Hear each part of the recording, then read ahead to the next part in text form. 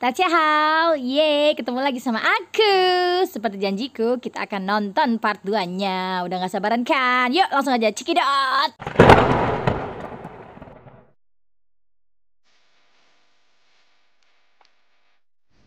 Halo, perkenalkan saya Muhammad Mamduh.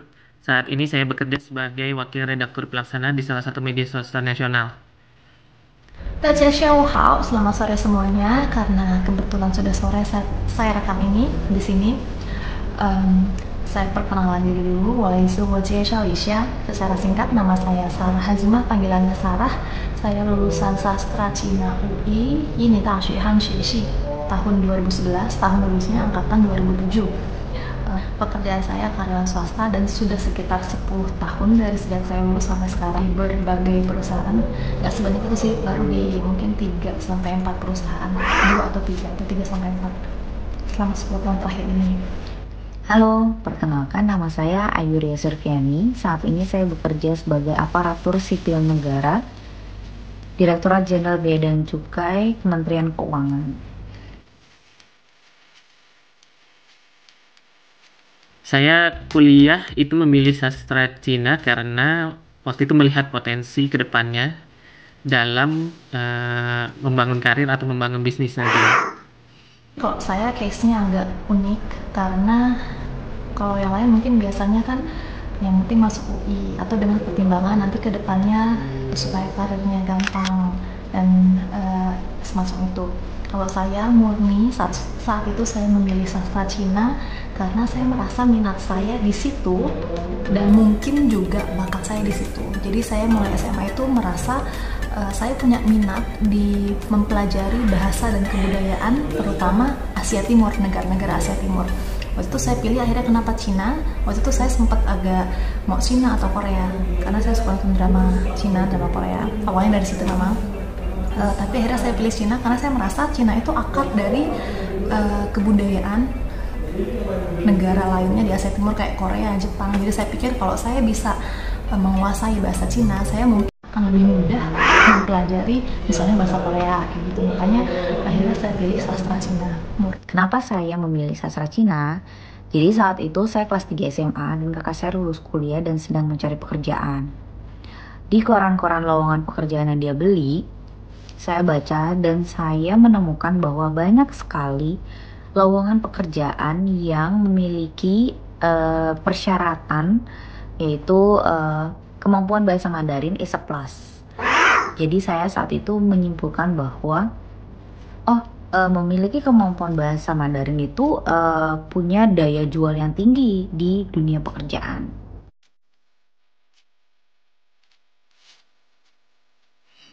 Untuk basicnya sendiri saya sudah mempelajarinya ketika SMA. Tetapi pas masuk kuliah, kita belajar lagi dari awal. Dan itu sebenarnya punya keuntungan. Ketika kuliah kita bisa lebih fokus belajarnya. Kebetulan sudah. Jadi karena tadi saya bilang mulai SMA tuh saya merasa saya ada minat nih. Saya suka dengar lagu Cina waktu itu zamannya F gitu kan. Terus saya suka nonton drama Cina. Saya pikir bakal seru kalau saya bisa tahu artinya lagu ini atau nonton drama ini tanpa mesti ngeliat subtitle gitu.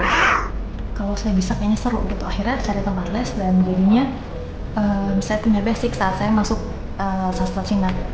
Tapi cuman basicnya banget.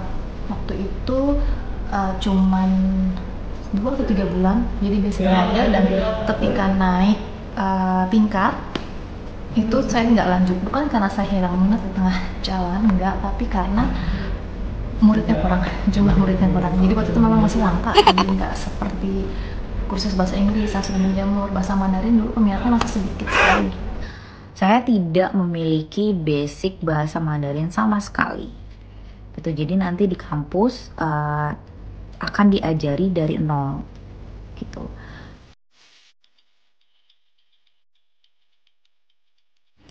Kendala belajar bahasa Mandarin itu di awal sebenarnya karena memang bahasa Mandarin punya karakter yang beda ya. Dia nggak pakai alfabet. Dia harus dipelajari dengan waktu yang tidak sebentar dan nggak bisa dipelajari cuma sekali. Setiap karakter punya pengucapan sendiri, punya artikulasi sendiri, punya makna yang bermacam-macam dari satu karakter, dan cara bacanya juga bisa beda-beda. Sejujurnya kalau bagi saya di awal-awal itu saya nggak nemuin kendala sama sekali. Mungkin karena saya masih sangat excited, saya semangat, saya suka gitu kan. Jadi saya tipenya, saya bukan pembelajar yang giat banget, yang rajin kayak gitu-gitu, kutip buku enggak. Cuman kalau saya udah suka sesuatu, saya akan all out di situ. Jadi saat awal-awal setahun pertama di sastra Cina, istilahnya merem aja, istilahnya mungkin ya merem aja saya bisa dapet A. Jangan sombong. Tapi saat itu setahun pertama memang saya merasa nggak ada kendala gitu. Baru muncul kendalanya itu di tahun kedua semester ketiga, karena saat itu saya ngambil SKS banyak, saya mulai ngambil murid juga, saya mulai ngajar, dan ada mata kuliah yang kayak bentrok lah gitu. Jadi mungkin manajemen waktu saya juga buruk gitu kan, dan sudah biasa dengan kemudahan di tahun pertama di belajar Mandarin, saya pikir gampang gitu kan. Akhirnya mulai semester ketiga saya drop, enggak jadi jelek banget, cuma saya ngerasa bener-bener di saat itu pelajaran masuk langsung keluar. Oke, semester itu saya belajar apa, bahasa Cina ini apa. Kendala yang dihadapi itu adalah penyesuaian cara bicara ya, pelafalannya. Ini nggak cuma sastra Cina, semua sastra baik sastra Prancis, Belanda, Arab itu pasti memiliki cara pengucapan yang berbeda-beda, ya kan?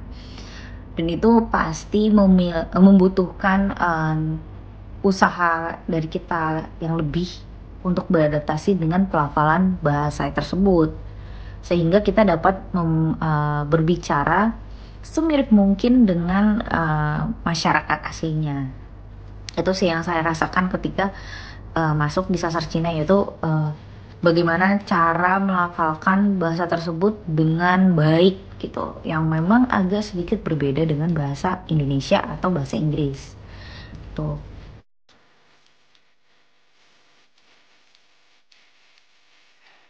Belajar bahasa Mandarin tetap perlu di zaman sekarang, karena nggak bisa dipungkiri banyak perusahaan Cina yang melakukan ekspansi ke berbagai negara, dan mereka punya pangsa pasar yang besar di global. Jadi sekarang juga kalau mau masuk ke perusahaan mana, perusahaan besar juga ditanyain tuh biasanya, kamu bisa bahasa Mandarin apa enggak. Nah itu nanti pekerjaannya nggak selalu jadi penerjemah, bisa jadi nanti kalian masuk menduduki posisi-posisi tinggi, manajer atau general manager, bahkan jadi direktur juga bisa. Karena ibaratnya kalian punya peran penting dalam menentukan keputusan strategis. Penting banget guys. Tadi saya udah bilang 10 tahun terakhir, kalau di dunia swasta, perusahaan swasta kayak saya nih, kan kita tahu ya di dunia ini banyak banget orang Cina, dan banyak dari mereka yang jadi bos perusahaan gitu. Andai pun perusahaan itu bukan perusahaan Cina, terutama di Indonesia ya, mungkin banget perusahaan ini kerjasama dengan perusahaan Cina gitu. Kita nggak bisa lepas dari itu semua. Jadi ketika sebuah perusahaan itu lagi hiring atau rekrutmen atau cari orang, kalau kamu punya kemampuan bahasa Mandarin, itu menjadi nilai lebih buat perusahaan untuk lebih prioritasin kamu gitu, untuk posisi apapun, bukan cuma untuk translator atau ya biasa translator ya, mungkin kalian ngira translator enggak, biasanya untuk posisi finance pun atau posisi lain lah, katakan apa ya pokoknya posisi lain lah, kalau kamu punya bahasa Mandarin, punya kemampuan bahasa Mandarin, biasanya mereka akan lebih prioritasin kamu, dan itu buat kamu sendiri akan membantu peningkatan karirnya kamu. Itu di dunia kerja.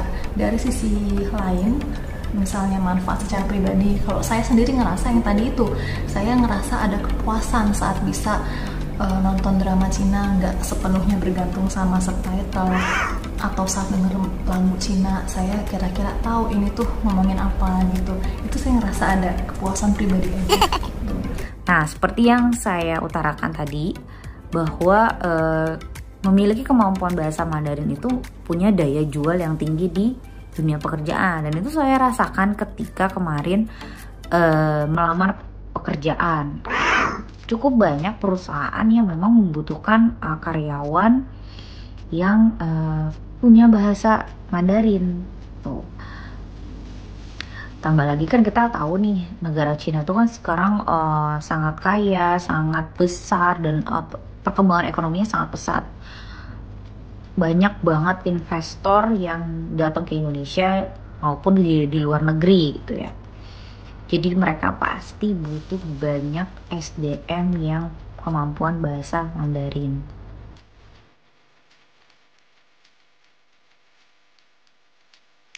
Untuk kalian yang baru mau belajar bahasa Mandarin, tetap semangat. Perlu waktu yang nggak sebentar buat belajarnya, tapi dijamin ilmu yang udah kalian dapat selama belajar itu pasti akan kepake untuk karir di masa depan. Kita nggak cuma ngomongin mesti masuk ke perusahaan Cina, masuk ke perusahaan global lain, perusahaan Amerika, perusahaan Eropa juga mereka sangat perlu bakat-bakat yang sudah menguasai bahasa Mandarin, karena gimana pun mereka juga butuh perusahaan lain, perusahaan-perusahaan Cina itu untuk mengembangkan bisnis mereka. Terima kasih.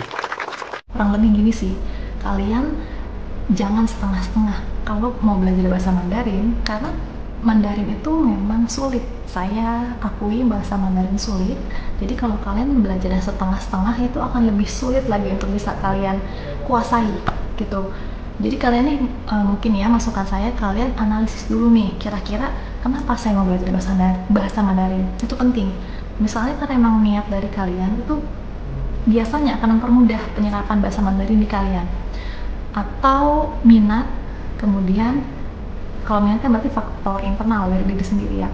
Kemudian mungkin ada dari faktor eksternal juga dari luar, ada paksaan misalnya dari orang tua atau dari kesadaran kalian sendiri bahwa oh ini supaya saya kedepannya gampang di dunia karir, di dunia kerja, karir saya lebih lancar, bla bla bla.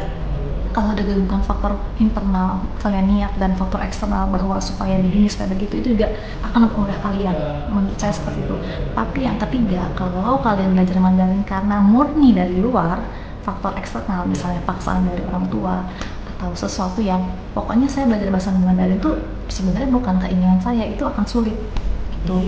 Jadi mungkin ya intinya itu, kalau kalian udah mau belajar bahasa Mandarin jangan setengah-setengah, mesti all out gitu. Itu akan mempermudah dan menentukan bagaimana proses pembelajaran kalian. Gitu aja, good luck semuanya. Semoga sharing saya yang singkat ini, yang gak terlalu singkat juga mungkin, bisa bermanfaat. Dan terima kasih sudah mendengarkan. Bye bye, Shishi, bye bye. Buat teman-teman yang setidaknya mempertimbangkan untuk masuk program studi sastra Cina, nasihat atau saran yang bisa saya berikan tuh satu kata aja, rajin. Tuh, ini berlaku untuk semua program studi sastra apapun yang ada di Indonesia, nggak cuma sastra Cina. Hanya saja kita tahu bahwa sastra Asia Timur itu seperti Jepang, Korea, dan Cina, tulisannya bukan menggunakan alfabet. Mereka memiliki sistem penulisan masing-masing. Tuh, jadi akan dibutuhkan ekstra usaha untuk menyesuaikan menulis, menghafal, menyesuaikan cara berbicara, belajar lagi untuk grammarnya, semualah yang kita lakukan untuk memahami dan menyempurnakan bahasa tersebut. Ditambah lagi, bahasa Mandarin itu kan bukan bahasa yang umum kita dapati di masyarakat atau yang kita pelajari dari sekolah gitu. Beda sama sastra Inggris atau bahasa Inggris lah, yang mungkin di film juga banyak kita dengar, di film banyak, dari sekolah pun juga sudah mulai belajar gitu. Jadi bukan bahasa yang sangat baru yang harus kita pelajari ketika kuliah atau ketika kita sudah besar gitu. Itu sih satu kata aja, rajin. Semangat. Makasih. Yap, itu dia sedikit sharing dari kakak-kakak kita tercinta tentang pentingnya belajar bahasa Mandarin di era milenial ini. Terutama untuk mempersiapkan pada saat nanti kalian ingin memasuki dunia pekerjaan maupun bisnis. Oke? Jangan lupa ikuti terus channel ini. Bye!